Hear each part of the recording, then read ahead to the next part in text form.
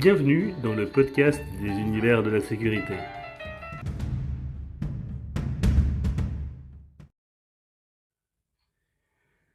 Bonjour à toutes et à tous. Aujourd'hui, émission spéciale. Si je vous dis crime, scène de crime, victime, suspect, sang, vous l'aurez deviné, on va parler criminologie et techniques d'enquête et profiling.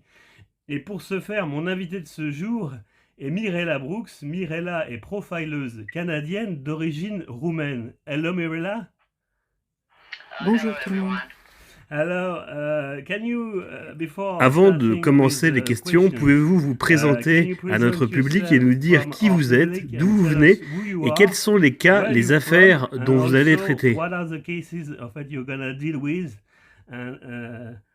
And say en fait it is to tease en fait our public. Comme vous pouvez le constater, je suis née en Roumanie, je suis canadienne, je suis profiler criminel, c'est écrit sur mon diplôme, mais je suis aussi analyste de renseignement criminel, spécialiste certifié en antiterrorisme et profiler géographique GPA1. Mm-hmm. Where are you from? Alors, d'où venez-vous exactement? Roumanie? Vous nous avez dit, je sais également que vous avez voyagé en Israël à un moment donné. Oh oui, quand j'ai fui la Roumanie, je suis allée en Israël et de là, j'ai vécu 10-15 ans en Afrique du Sud et pendant les 20 dernières années, j'étais au Canada. Ensuite, vous avez travaillé aux États-Unis avec les célèbres profilers. J'ai été formée aux États-Unis, oui. Oui, pouvez-vous nous dire quelques mots sur vos formations aux États-Unis?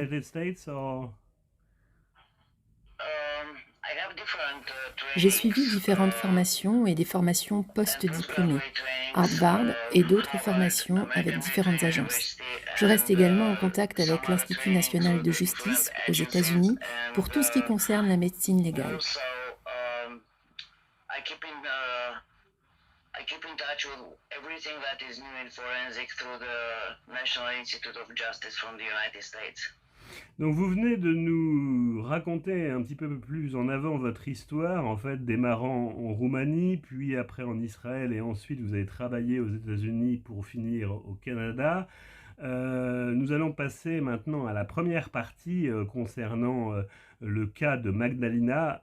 First part of it, we are talking about Magdalena case. Can you say, what can you say about the context we're in? This is one of the most amazing and complex cases I came across, and actually is a case of global interest. C'est l'une des affaires les plus étonnantes et les plus complexes que j'ai rencontrées. En fait, c'est un cas d'intérêt général. Madalina Manol était une chanteuse pop roumaine, très populaire, et le jour de son anniversaire, de ses 43 ans, elle est retrouvée morte. L'affaire a été classée comme un suicide par ingestion de furadane, un pesticide très puissant, mais nous avons toutes les preuves qu'elle a bien été assassinée. L'affaire peut être considérée comme un meurtre simulé en suicide par son mari, qui présente ainsi l'affaire aux autorités roumaines depuis le début. Mais du point de vue médico-légal et de l'enquête sur les lieux du crime, de la toxicologie et même du point de vue psychologique, pour nous, tout indique qu'il s'agissait à coup sûr d'un meurtre.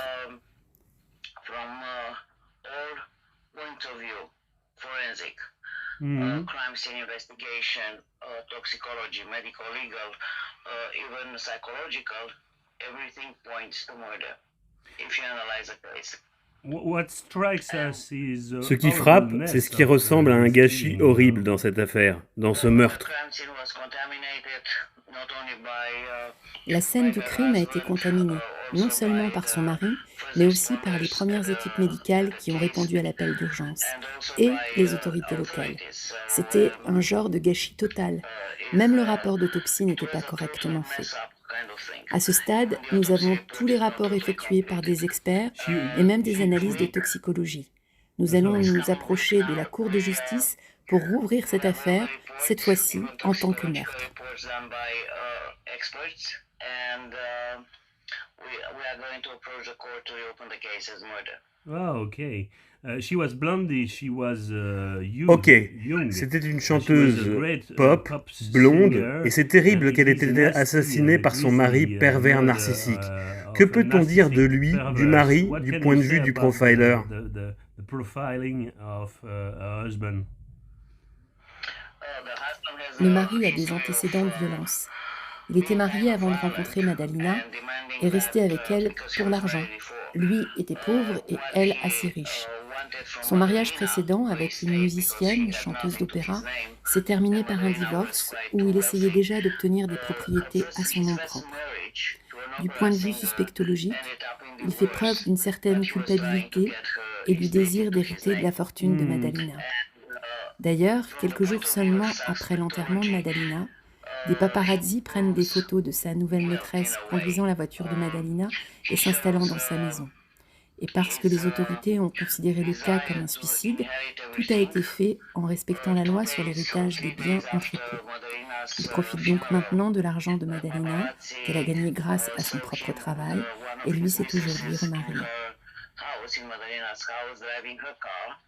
Mhm. And things of relationships, and he inherited everything from her by law, I mean, because it was suicide according to the authorities. So he's happily married now, living out of Madalina's work. And what are the conclusions of this Quelles case? sont les conclusions de cette affaire? Est-ce que cette affaire est toujours jugée au tribunal ou est-ce quels sont les résultats de vos enquêtes? Investigation.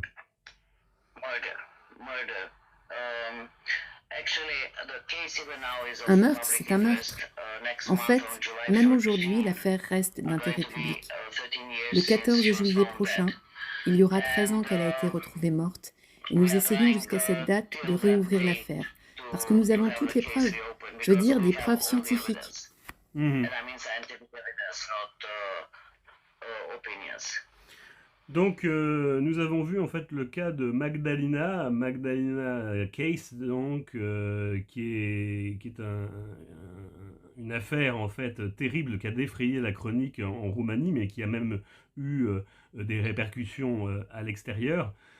Nous allons passer à la seconde partie, second part of this emission concerning Yonut.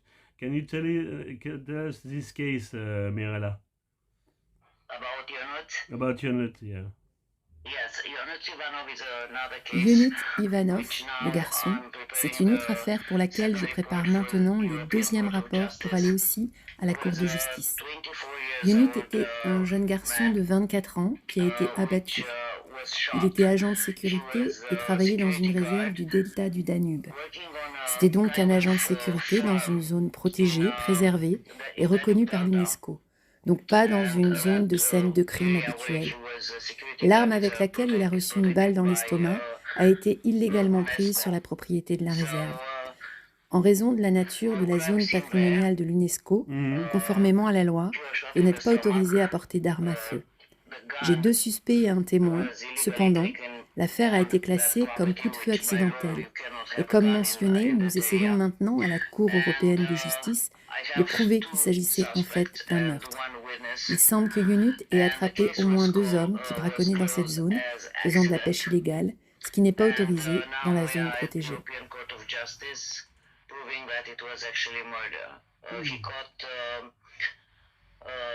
At least 2 men poaching in that area, not only wild boar, but also poaching for fish, which is illegal. It was illegal to fish there. Alors du coup, en effet, par rapport à ces affaires, en fait, nous, ce qu'on voit, en fait, c'est que quand Mirella m'a transmis le dossier, en fait, elle m'a évoqué en fait aussi la nécessité d'identifier le téléphone, le téléphone parce que c'était hyper important de le faire. Why was it important of it to identify the phone of one of the author? Yonut didn't have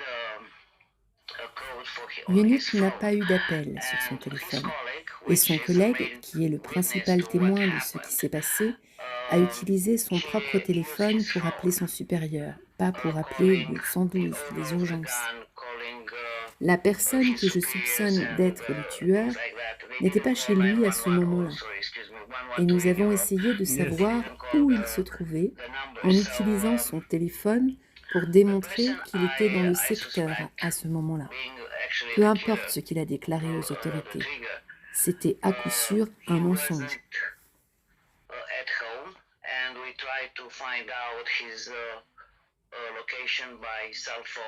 To show that he was in the area and whatever he stated to the authorities, it was a lie. That he was at home and. En fait, ce qui était assez intéressant, en fait, c'est de montrer le téléphone pour identifier en fait que la personne était là en fait et de se servir des techniques en fait d'OSINT en fait. L'OSINT qui est une pratique, j'en profite pour faire un petit peu un aparté. L'OSINT est une pratique en fait qui consiste à récupérer des infos en source ouverte pour pouvoir identifier en fait des éléments, notamment ici en fait des éléments liés au téléphone. Après de multiples usages en fait de l'OSINT, on s'est rabattu sur l'opérateur téléphonique qui aurait pu nous transmettre directement cette information via des moyens tout à fait légaux. So thanks to OSINT, open source intelligence, en fait, we could have had the opportunity of it to get the number of this guy and to identify en fait the phone and to locate the phone. But afterwards, we used en fait the operator. Et Mirella, en fait, donc cette troisième partie en fait sur laquelle consacrée à une enquête en fait qui est tout à fait récente. Je rappelle que toutes ces enquêtes en fait sont vraies. Elles sont pour la plupart en fait les deux premières en fait plus ou moins terminées en fait, mais la troisième est en cours et c'est un petit peu en fait comme un film, un livre de Truman Capote qui permettrait en fait de suivre l'enquête en temps réel. So Mirella, it's like a Truman Capote novel, you know, because we are investigating at the same time of it occurs during an emission. What can you tell us about Niku's case? Nick's case, a 19 years old young man got an offer for a job in UK and he left by a kind of minivan with another 9 passengers and 2 drivers. He left Romania and in France, not far from Calais, as I remember, on A16 highway in France, he got out of the minivan and ran from the bus. He left his wallet and the bag in the minivan. Before reaching France, and I assume it was in Germany, he had stopped for the gas station, the minivan, and he sent a picture to his family. Dans l'affaire Niku, il s'agit d'un jeune homme de 19 ans. Il a reçu une offre d'emploi au Royaume-Uni et y est parti dans une sorte de minibus pour 9 autres passagers et 2 chauffeurs. Il a donc quitté la Roumanie et sur le territoire français, pas loin de Calais, sur l'autoroute A16, il est descendu du minibus et s'est enfui. Il a laissé ses affaires, le sac, son portefeuille à l'intérieur du minibus. Avant d'arriver en France, et j'ai supposé que cela s'était passé en Allemagne, le minibus s'est arrêté pour faire le plein d'essence. Là, il a envoyé une photo à sa famille sur laquelle on voit distinctement une blessure autour de sa bouche.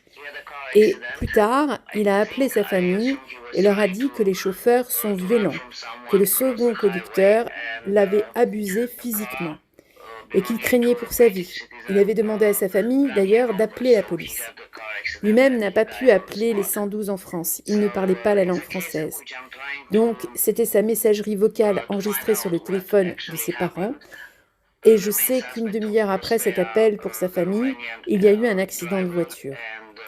Je pense qu'il essayait de fuir quelqu'un et de traverser l'autoroute, au moment où il a été heurté par une voiture conduite par un citoyen britannique. Niku est alors mort sur le coup. Donc c'est un cas dans lequel j'essaye de savoir exactement ce qui s'est passé. Les principaux suspects sont les 2 chauffeurs roumains et nous essayons de comprendre ce qui s'est réellement passé. Je n'ai pas encore de photos ni d'informations sur la scène du crime, le lieu de l'accident. Je veux savoir exactement comment il a été heurté par la voiture. Le principal point d'interrogation que j'ai dans ma tête pour cette affaire, c'est le rapport d'autopsie qui a été fait en Roumanie. Ce rapport montre qu'il n'a aucune fracture, même pas aux jambes. Donc si on considère sur l'autoroute une voiture roulant à grande vitesse, je n'en suis pas sûre, mais je crois qu'en France, c'est aussi environ 100 km/h la vitesse autorisée sur l'autoroute. Donc si vous roulez à cette vitesse et que quelqu'un traverse sur l'autoroute, même si vous essayez de freiner, la voiture vous heurte toujours aux jambes. Vous devez avoir au moins des blessures mineures. Seulement des blessures créées par la voiture, mais aussi lorsque le corps atterrit sur la route. Afin de savoir exactement ce qui s'est passé, de prouver certaines culpabilités et l'implication des chauffeurs roumains, nous avons vraiment besoin d'avoir plus d'informations. Et comme vous le savez, nous essayons d'obtenir, sinon les photos avec le lieu de l'accident, du moins quelques croquis.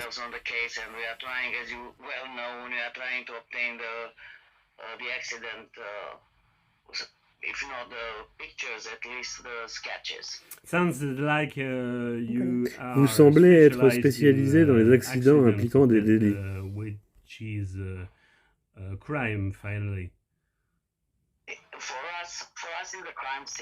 Oui, j'ai de nombreux cas d'accidents de voiture.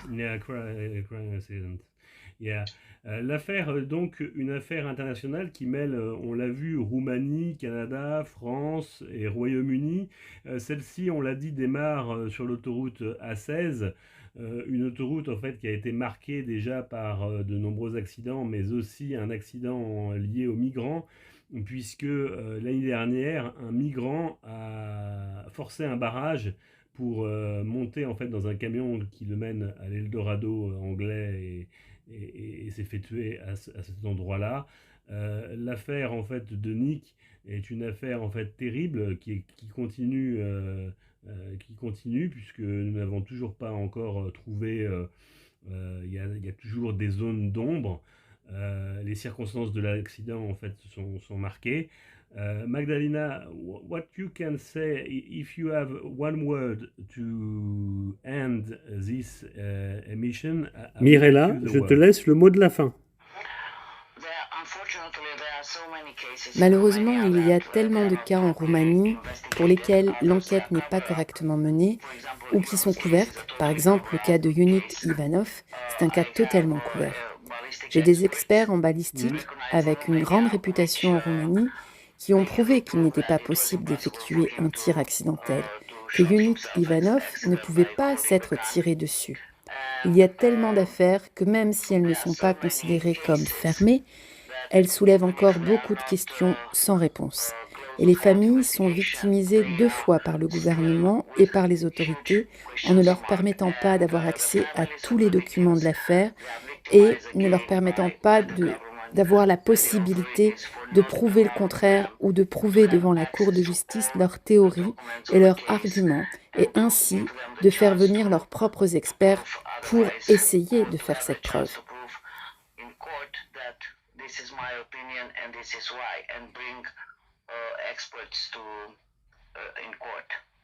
Merci en tout cas Mirella, thank you Mirella for being with us. Merci d'avoir pu assister à cette émission en fait que je trouve assez exceptionnelle en fait tant l'invité en fait n'est pas francophone et ça a été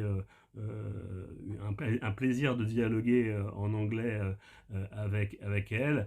Quant à moi, je rends l'antenne en fait et je vous dis à très bientôt pour un prochain volet des univers de la sécurité. Merci. Thank you, Mirella. Have a nice day. Thank you. Bye bye. Merci, je vous souhaite une bonne journée.